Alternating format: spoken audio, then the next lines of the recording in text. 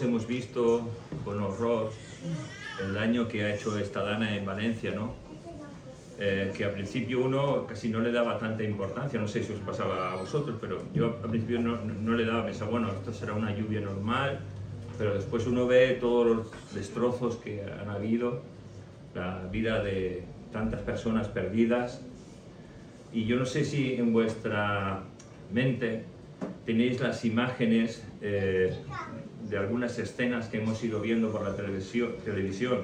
Yo tengo una escena grabada en la que hay un torrente de agua que va como derribando casas, pero que hay una casa principal que permanece. El agua, por más que la azota, la rodea por la derecha, la rodea por la izquierda, pero esa casa no se cae. Y esa imagen la tengo aquí, ¿no? ¿Y a qué no sabéis de qué vamos a hablar?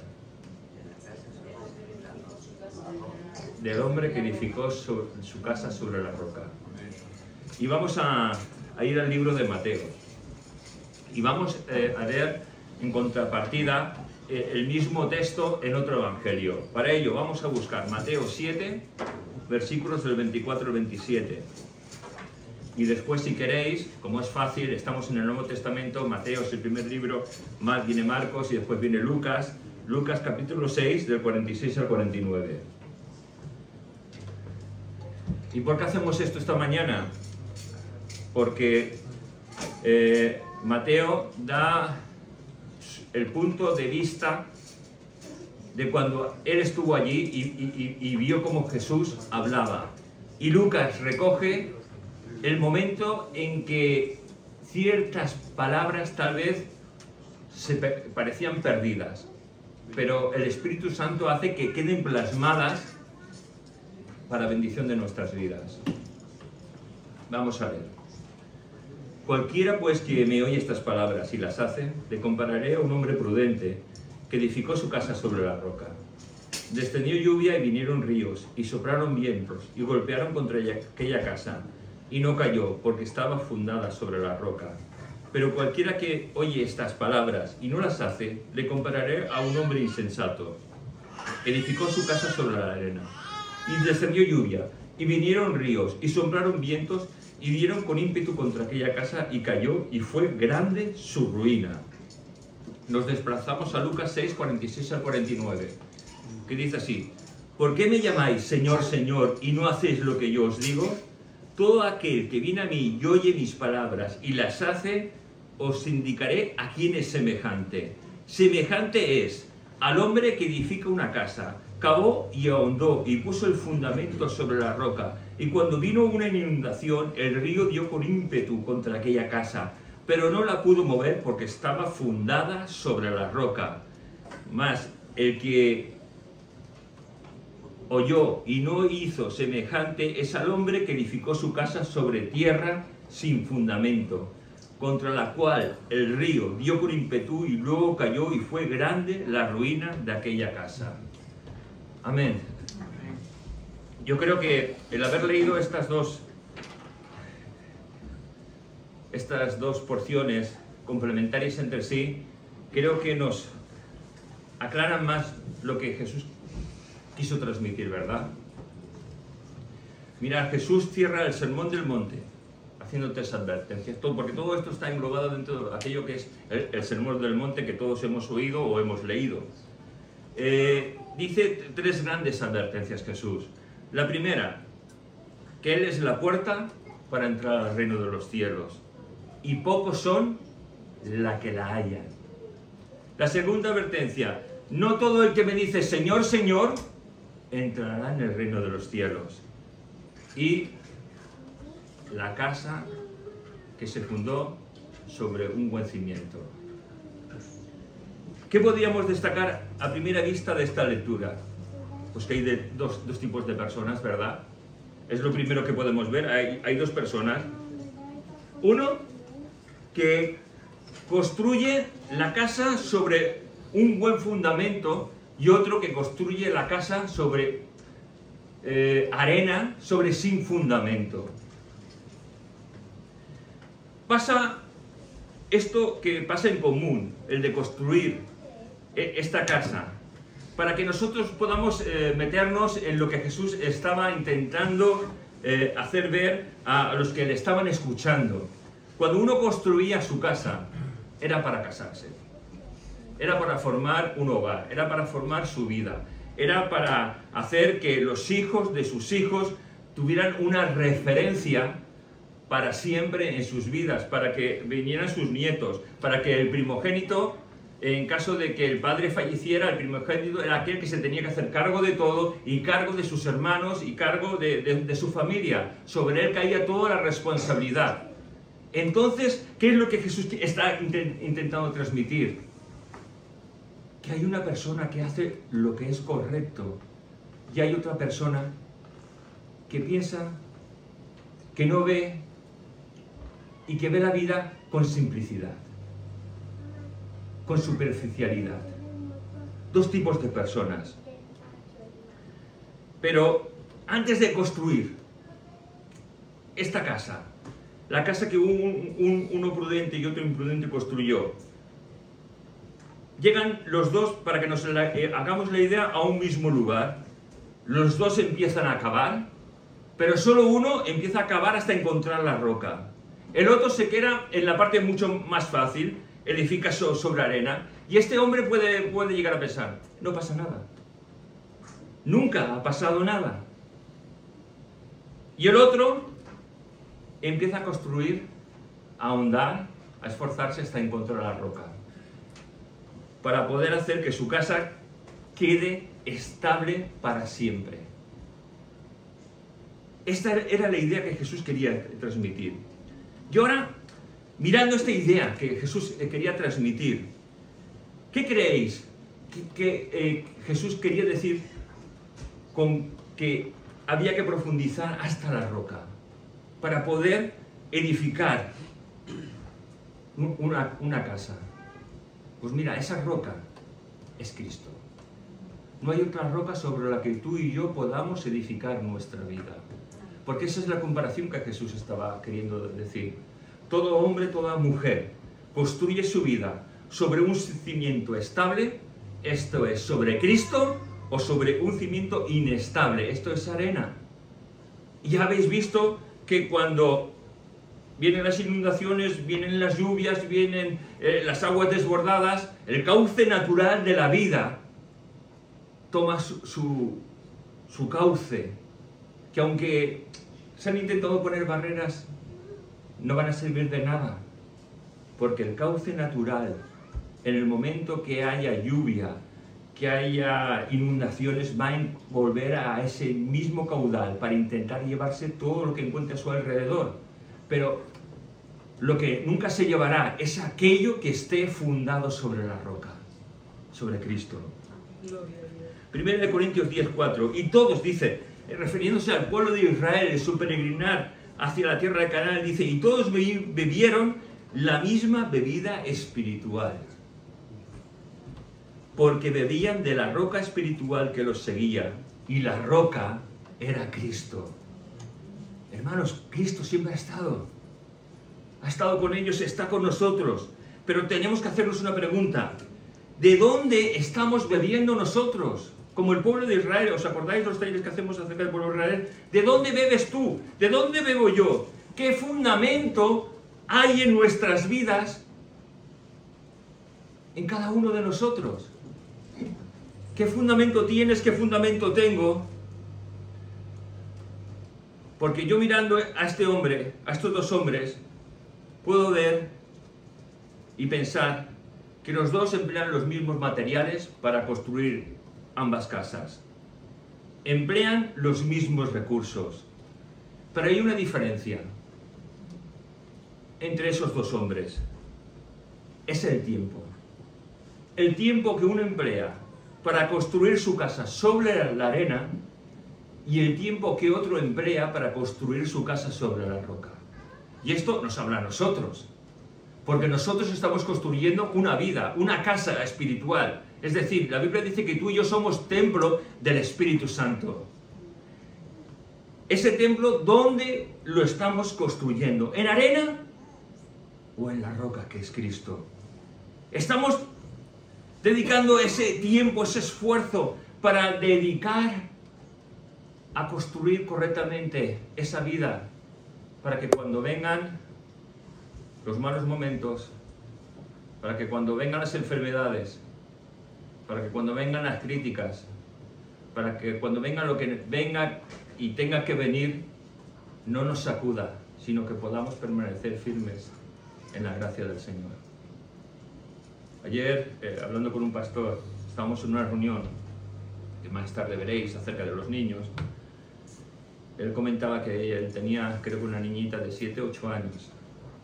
No sé si me equivoco, me puedes corregir los que estuvieron. Por la noche estaban en su terraza, viendo las estrellas, cenando. A la mañana, cuando él fue a despertarla, se la encontró muerta. Muerte súbita. Esto yo creo que es devastador para una persona, el no esperarse un trago así. Pero ahí está ese hombre. ¿Por qué? Porque su casa está fundada sobre la roca. Hermanos, si nos va a venir cosas, y tal vez terribles, y no queremos que nos pasen esas cosas, o a lo mejor no, o a lo mejor vamos a tener una vida pues, de gracia y de misericordia. Pero tengamos lo que tengamos, nuestra casa tiene que estar fundada sobre la roca, para que venga lo que venga, no me pueda pasar nada que derrumbe mi vida. Pero para eso se necesita trabajar, para eso se necesita esfuerzo, para eso se necesita trabajo. ¿Y qué esfuerzo y qué trabajo es ese? El acercarse a Dios es un esfuerzo, es un trabajo. Cuando uno se pone a leer la Biblia, pues hay un montón de pensamientos que te dicen, bueno, tienes que hacer esto, tienes que hacer lo otro, que cuando te pones a orar, el otro día es que me puse a orar y no me paraban de entrar llamadas y de WhatsApp de gente de la iglesia y que yo podía contestar y yo pensaba, pero ¿por qué? En el momento justo de oración, que a esta hora generalmente nadie me suele hacer una triste llamada, ni para preguntar cómo estoy. Pero es así, nos ponemos a buscar a Dios y es un esfuerzo, hermanos. Es un esfuerzo. A mí el que me diga, no, yo me pongo a ayunar y no pasa nada. Ayunar con el hambre que los que nos gusta comer, solemos tener, ayunar, que no cuesta nada ayunar, que no cuesta leer la Biblia, que no cuesta nada orar. No, yo no sé, a lo mejor yo soy muy carnal, pero yo creo que es un esfuerzo que tenemos que hacer para edificar la casa que Dios quiere que cada uno de nosotros edifiquemos. Hermanos, sin trabajo no hay edificación. Porque entonces estaremos siendo aquel hombre imprudente que está construyendo su casa sobre la arena, que cuando venga cualquier adversidad nos vamos a hundir, nos vamos a venir abajo. Echaremos la culpa seguramente al pastor de la iglesia, echaremos la culpa a un hermano, echaremos la culpa a la doctrina, echaremos la culpa a quien sea, pero no veremos que la culpa la tenemos nosotros por no buscar a Dios con todo nuestro corazón. Porque ese es nuestro deber, el deber de todos, de buscar a Dios con todo nuestro corazón. Mira, la palabra que se está empleando aquí, de que aquel que oye mi palabra, ¿no? En griego es la palabra aku, y significa oír bien, entender bien esto que estoy diciendo. Y es lo que Jesús quería transmitir, lo que Jesús nos quiere transmitir hoy en día. ¿Estás escuchando? ¿Lo estás entendiendo? Pues si no lo pones por obra, el que sabe hacer lo bueno y no lo hace, dice la Biblia que le es contado por pecado. Entonces, yo ya tengo bastantes pecados para meter más pecados. Y yo creo que a todos nos pasa igual.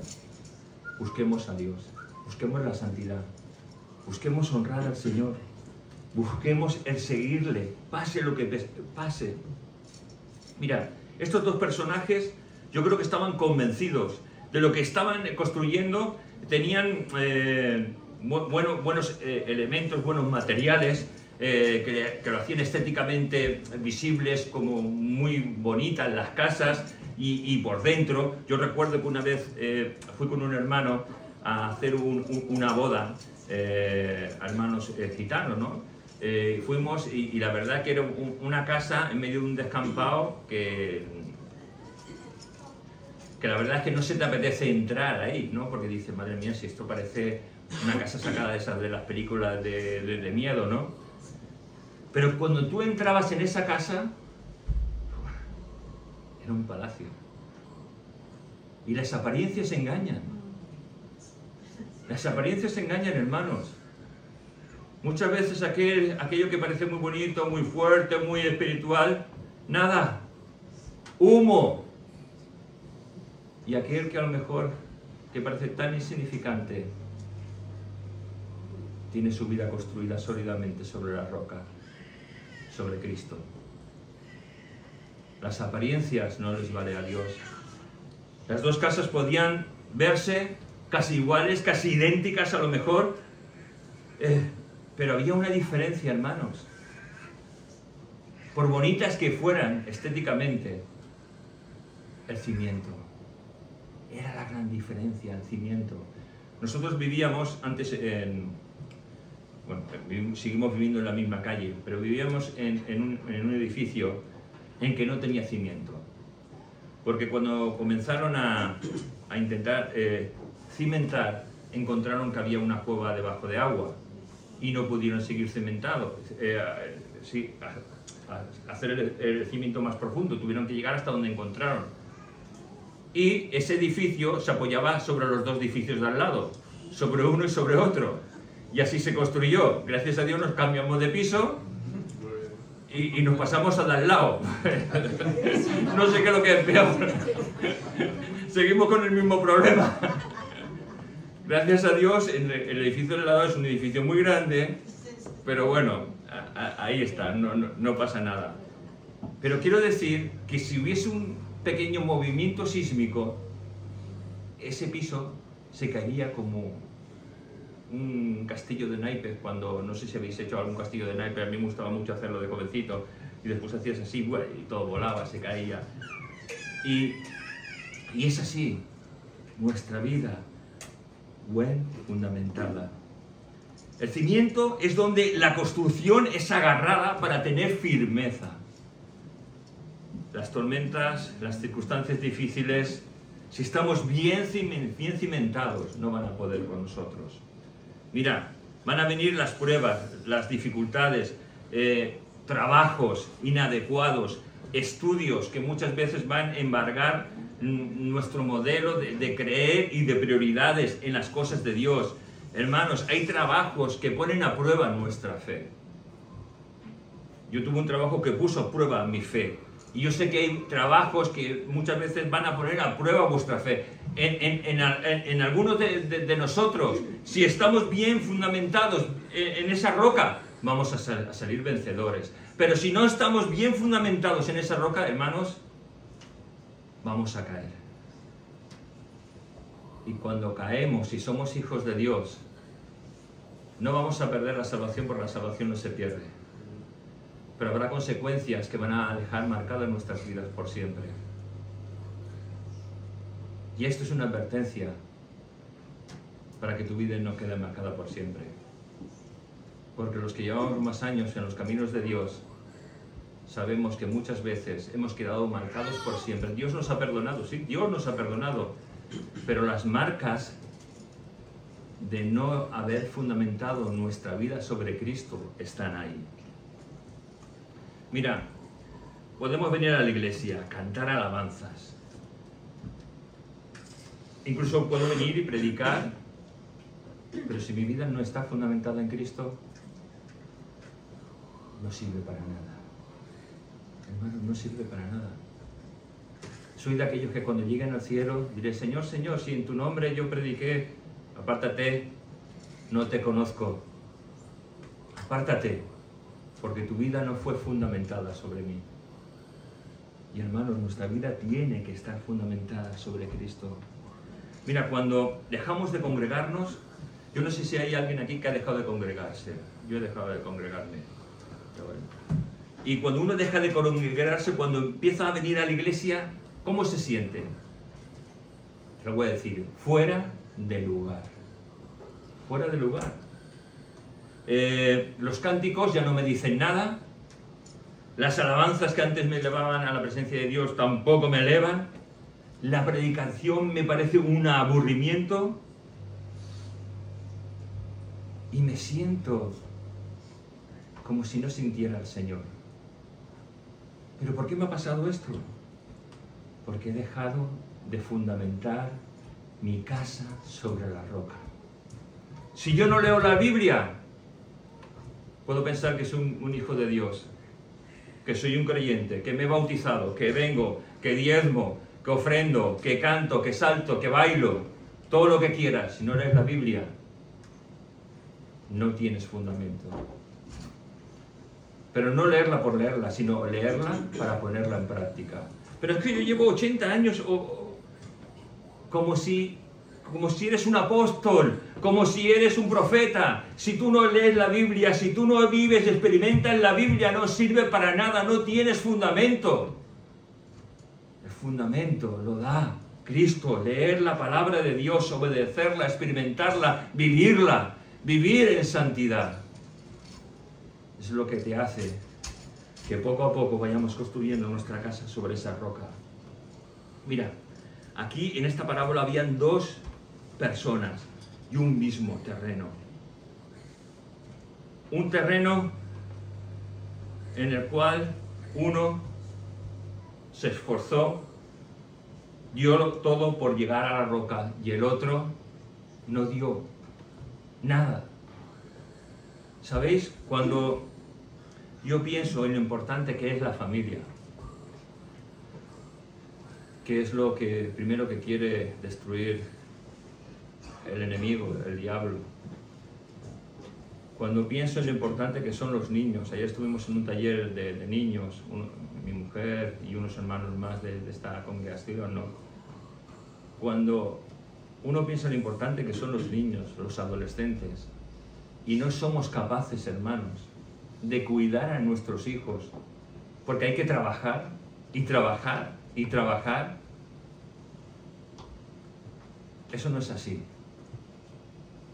Si no cuidas tu casa, porque es nuestro primer lugar de culto, nuestra casa.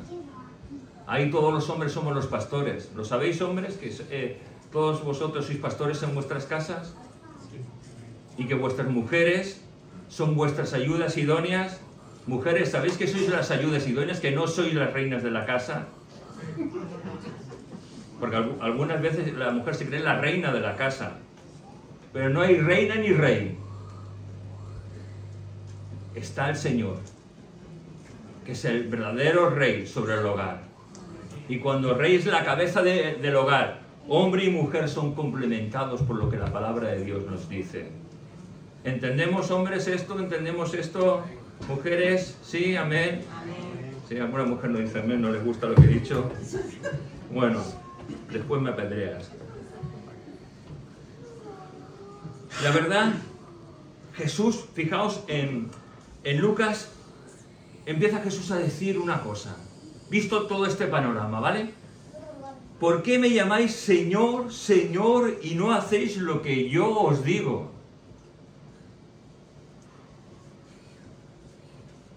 Lucas, guiado por el Espíritu Santo, quiere destacar esta verdad que Jesús dijo. Creo que aquí todos somos hijos de Dios. Casi todos, ¿verdad? ¿No? ¿No somos hijos de Dios? Vale. Algunos somos hijos de Dios. Entonces, si somos hijos de Dios, ¿por qué no obedecemos a Dios? ¿Por qué no hacemos lo que Jesús nos enseña? ¿Por qué no aplicamos la palabra de Dios a nuestra vida? Hermano, yo creo que los que llevamos más tiempo en los caminos de Dios, a no ser de que hayamos sido muy descuidados con nuestra vida, hemos leído la palabra de Dios. Sabemos lo que es la palabra de Dios. casi no se nos puede enseñar nada, ¿verdad? Pero quiero decirte que si no leemos la palabra de Dios, no seguiremos aprendiendo de Dios. Si uno lee la palabra de Dios, la tiene que poner en práctica. Hay que aplicarla a nuestra vida. Porque si no, ¿sabéis lo que estamos haciendo? Satisfacer nuestros deseos carnales. Y cuando yo satisfago mi deseo carnal, que es no leer la palabra, no orar, venir a la iglesia cuando puedo o cuando quiero, o cuando tengo una necesidad, mi fundamento tal vez no es la roca. Y entonces tengo que hacerme preguntas. Preguntarme, ¿soy de verdad un hijo de Dios? ¿He fundamentado mi vida sobre la roca y tal vez ahora estoy pasando un mal momento? ¿Soy tal vez un hijo pródigo? Porque puedo venir a la iglesia y ser un hijo pródigo. ¿Sabéis? Un hijo pródigo, en su relato, es aquel que abandonó la casa del padre. Pero ¿sabes? Tú y yo abandonamos la casa del padre cuando no hacemos la voluntad del Padre. Tú y yo podemos venir. Yo puedo venir, yo puedo predicar, yo puedo enseñar, yo puedo hacer esto, lo otro, cantar. Pero si no vivo lo que el Padre quiere que viva, estoy siendo un hijo pródigo. Porque estoy satisfaciendo los deseos de mi carne y no los deseos de mi Padre. ¿Me estáis entendiendo? ¿O es un tanto rebuscado o difícil de entender? Mirad, yo creo que estamos en uno de los periodos que más que nunca necesitamos los dones del Espíritu Santo. Nosotros somos pentecostales, creemos en los dones del Espíritu Santo, pero los dones bien administrados, no la locura que se ve por ahí. Los dones del Espíritu bien administrados conforme a la palabra de Dios. Los dones del Espíritu, hermanos, no contradicen la palabra de Dios. Porque en algunos sitios los dones mandan sobre lo que la palabra de Dios dice.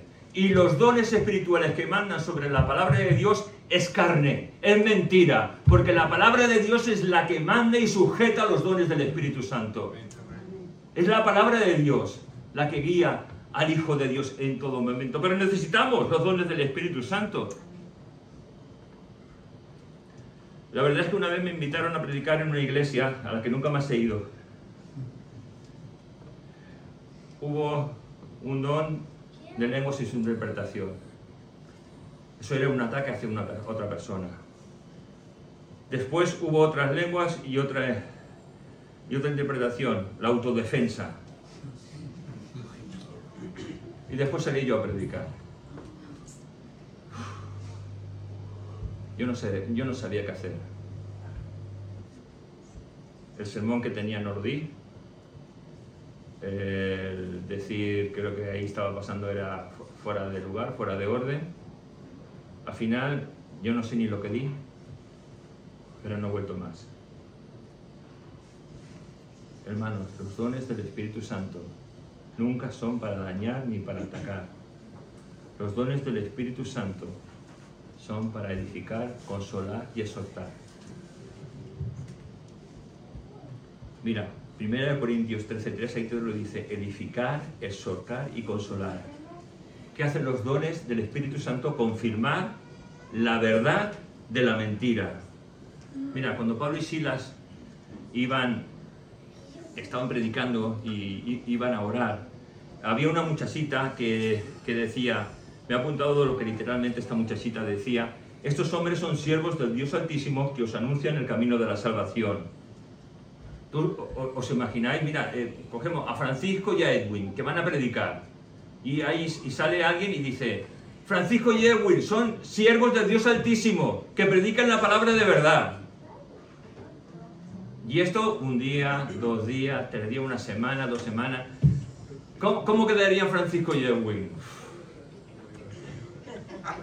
Irían a hablar así: yo soy el ungido.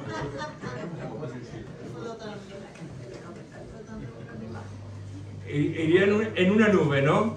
Porque ¿sabes lo que pasa? el halago nos hace daño. Y esto, que era una verdad, era una trampa del diablo. Hasta que Pablo se gira y le dice, en el nombre del Señor, espíritu, sal de esa niña. Y salió de esa niña. ¿Veis? Es que hay cosas que son verdad, que son trampas del diablo. O sea, no basta con venir un domingo a la iglesia. No basta con venir el jueves a la iglesia.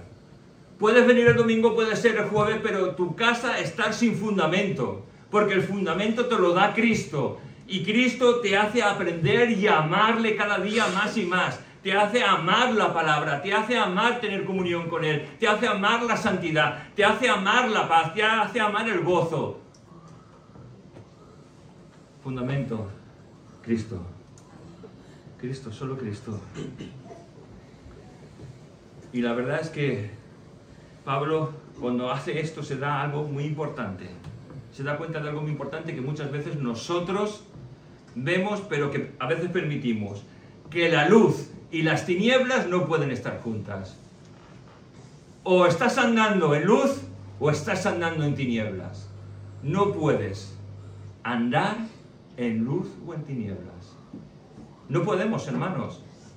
Ninguno de nosotros podemos. Pero nos gusta. Nos gusta. Pero no podemos. Porque haremos daño a nuestra vida y haremos daño a la gente que nos rodea. ¿Por qué me llamáis Señor, Señor y no hacéis lo que yo os digo? ¿Cuánto tiempo llevamos como hijos de Dios? O tal vez como aparentes. Porque el Hijo de Dios es aquel que obedece a Dios. El que cumple con las obligaciones como Hijo de Dios. El que cuando escucha la voz de Dios, la sigue y la hace. Mirad, el ejemplo de Saúl. Saúl tiene guerra contra Amalek. Amalek fue uno de los enemigos que en su entrada a la tierra prometida no les permitió pasar. Entonces Dios dijo que pondría enemistad entre Amalek e Israel siempre hasta que fuera destruido Amalek. ¿Vale? Y entonces el profeta Samuel, creo que fue, le dice a Saúl, espérate allí hasta que yo vaya. Y Dios, fijaros, te confirmará el reino. ¿Qué es lo que hace Saúl? Empieza a esperar, ahí. Bueno, no estoy confundiendo las historias. ¿Qué hace Saúl? Ataca a Amalek, conquista a Amalek. ¿Y qué es lo que hace Saúl? Ahora sí, ¿qué es lo que hace Saúl? Perdona la vida al rey de Amalek. Y Dios le dijo que destruyera todo, que no quedara nada. ¿Y qué es lo que hace Saúl? Pues ve unas ovejitas que estaban ahí muy gordas, ve unos carneros, ve animales y dice, ostras, estos animales así yo no los he visto en Israel. ¿Y qué lo hace? Se lo queda todo. ¿Y qué es lo que hace? Desobedecer a Dios. Y si hubiese obedecido a Dios, Dios le hubiese dado el reino, pero no supo obedecer a Dios en ninguna de sus circunstancias. No supo esperar. Nunca supo esperar. Siempre andó en su propia voluntad. Hermanos, ¿esto te dice algo? ¿Sabes esperar en el Señor? ¿Sabemos esperar? ¿O somos impacientes? ¿O actuamos como diciendo, bueno, pero es que yo soy hijo de Dios, pero es que me gusta hacer esto? Señor, tú sabes que lo hago de una manera inocente, pero es que son tan bonitas las cosas que yo estoy viendo. Hermanos, no podemos servir a dos señores. O servimos a Dios con todo nuestro ser, con todo nuestro corazón, o servimos a las tinieblas. Nos sigue pasando lo mismo que pasaba a Saúl. Nos gusta más nuestro placer, nuestros sentimientos, nuestros sentidos. No creemos ni escuchamos a Dios. Jugamos a ser hijos de Dios y no obedecemos. Nos gusta hacer chanchullitos, cosas que no agradan a Dios. Convivimos con aquellas personas que no son hijos de Dios y que tal vez afectan a nuestra vida espiritual. Los jóvenes Muchas veces, en vez de esperar a su tiempo, el hombre o la mujer de Dios no esperan. Coqueteamos con el mundo, porque hermanos, coqueteamos con el mundo y nos autoengañamos diciendo que somos hijos de Dios. Y el Hijo de Dios no coquetea, honra a aquel que le ha salvado. Vive para su Señor, vive para su Dios, vive para su Rey. Nos autoengañamos a nosotros mismos, pensando que no pasa nada. Y sí que pasa, hermano. Porque cuando jugamos con el mundo, cuando coqueteamos con el mundo, cuando nos autoengañamos, porque tú y yo nos autoengañamos a nosotros mismos, pensamos que no hay consecuencias, que no va a pasar nada, porque esto solo me afecta a mí, pero sí que hay consecuencias, hermanos, hay consecuencias espirituales. Hay depresión, hay falta de amor, hay ira, hay envidia, hay celos, hay amargura, hay soledad, hay falta de amor, hay falta de perdón, hay falta de comprensión. Hay una serie de frutos que empiezan a manifestarse que son de la carne, que no provienen de Dios, que están en nuestra naturaleza, porque están ahí, hermanos. Nosotros, tú y yo, tenemos una naturaleza caída que desea salir para ser la reina de nuestra vida. Pero el Rey de nuestra vida tiene que ser Cristo.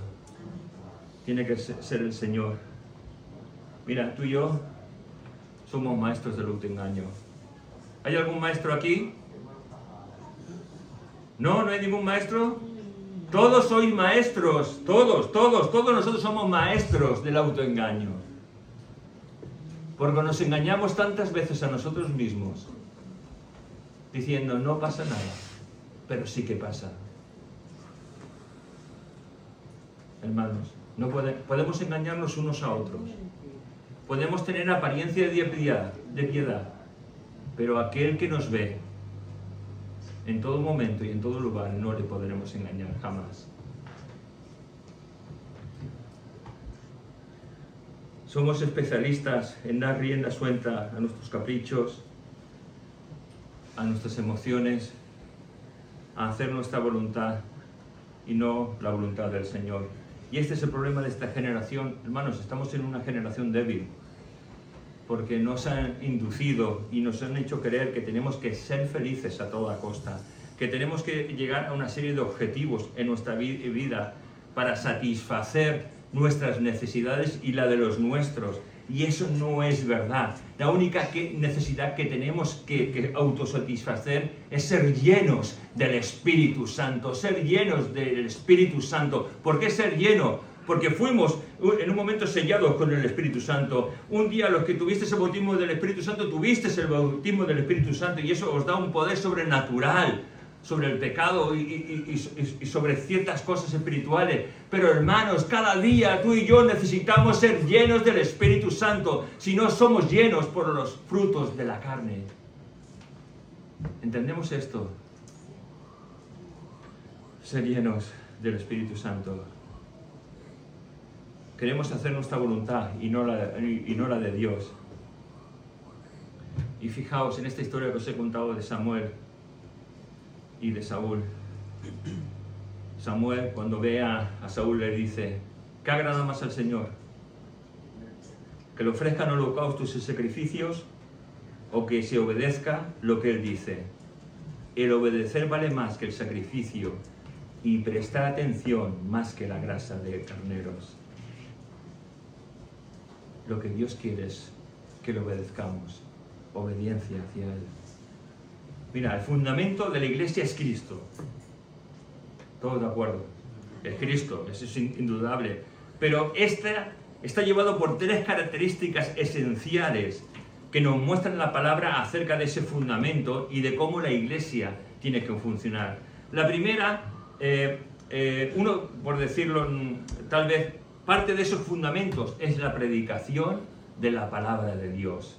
Id y predicad el Evangelio a toda criatura. Es un llamado universal a nosotros, los que estamos aquí, de salir fuera de nuestras cuatro paredes para predicar el Evangelio, para predicar en el instituto, para predicar en el trabajo, para predicar comprando a nuestros vecinos, en los momentos determinados, predicar el mensaje de salvación, la gracia salvadora que vino un día a nuestras vidas y nos hizo ser hijos de Dios. predicación de la palabra de Dios. Segundo, la administración de los sacramentos. Y de los sacramentos hablo de los sacramentos que encontramos en la palabra de Dios, no los sacramentos católicos. En la palabra de Dios hay dos sacramentos, el bautismo y la Santa Cena, instituidos por Jesucristo.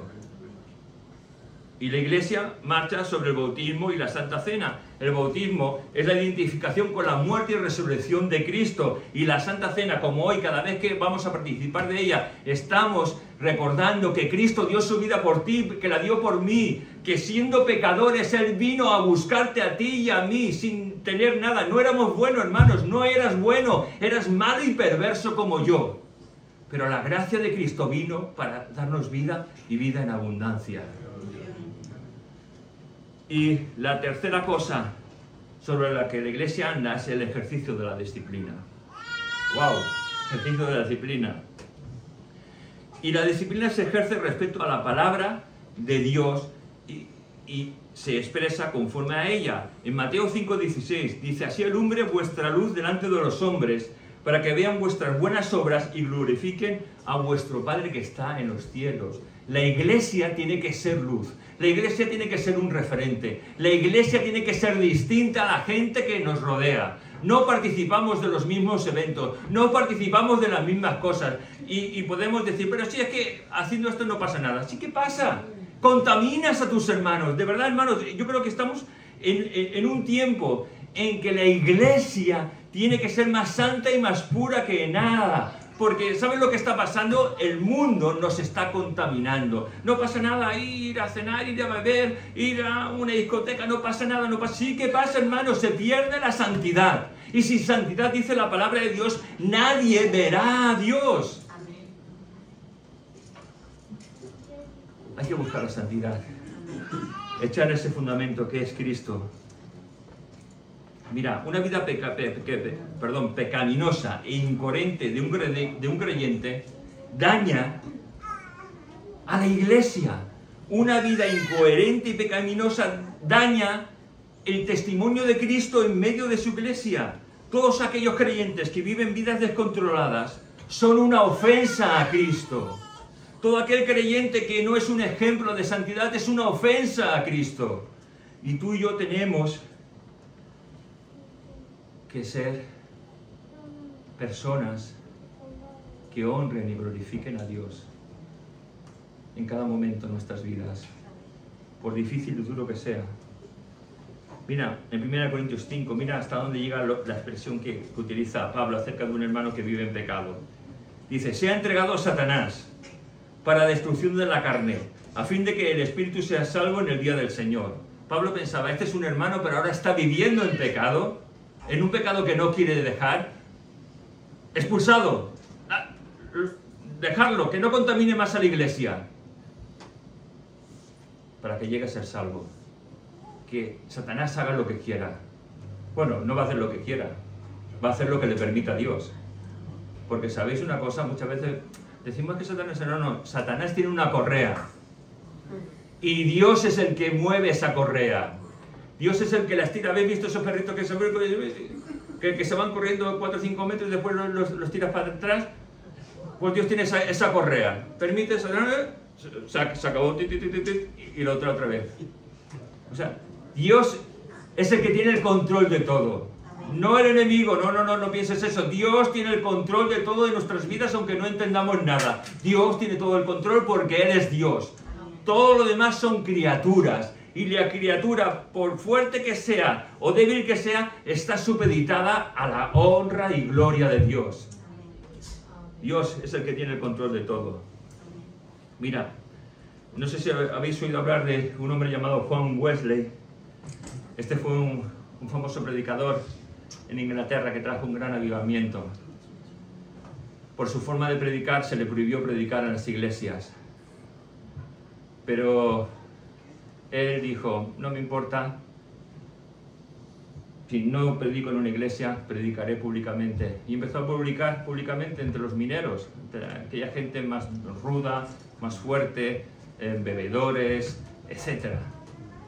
Y hubo un gran avivamiento en toda Inglaterra.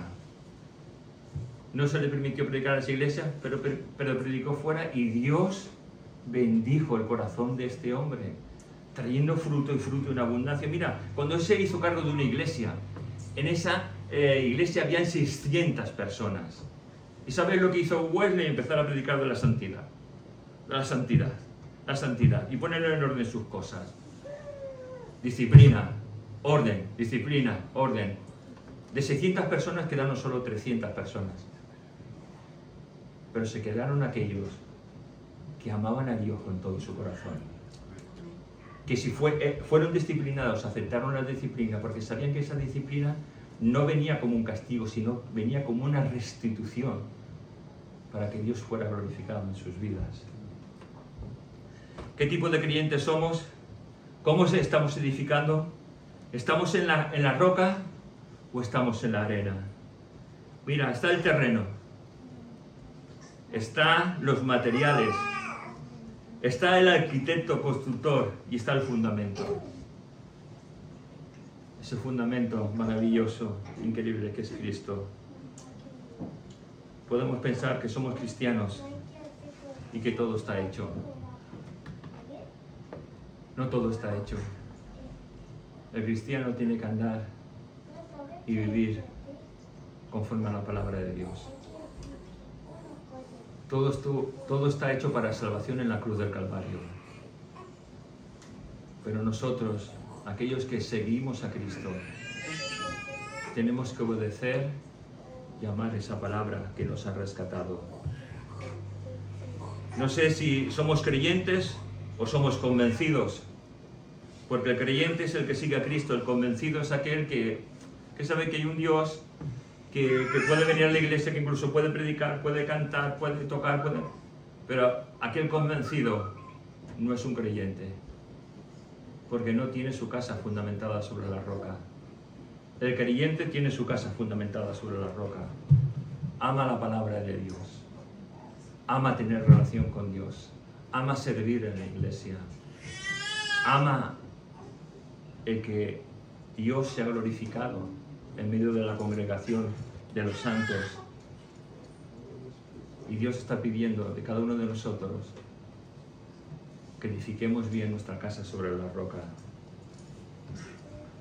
Mira, en Mateo, acabamos con Mateo 10, 38 al 40, utilizando la traducción lenguaje actual, no para que lo busquéis. Dice: y si no cargan su cruz y me siguen, no merecen ser míos. Si solo se preocupan por su propia vida, la van a perder.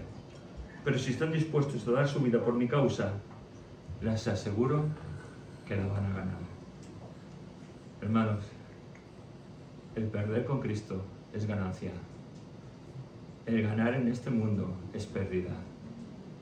Que Dios nos ayude a edificar nuestra casa, que somos tuyo sobre esa roca que es Cristo.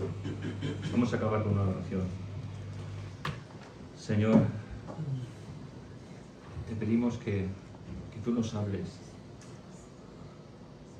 acerca de lo que hemos oído, que perdones nuestros pecados, Señor, que limpies nuestra mente, que traigas sanidad sobre nuestras emociones, sentimientos, que traigas sanidad sobre nuestra vida, Señor, que si estamos construyendo en arena, nos ayudes, que nos perdones, que nos limpies y que nos ayudes a profundizar hasta llegar a la roca. Señor, glorifícate en tu iglesia en esta mañana y bendice a tu iglesia universal sobre la faz de la tierra.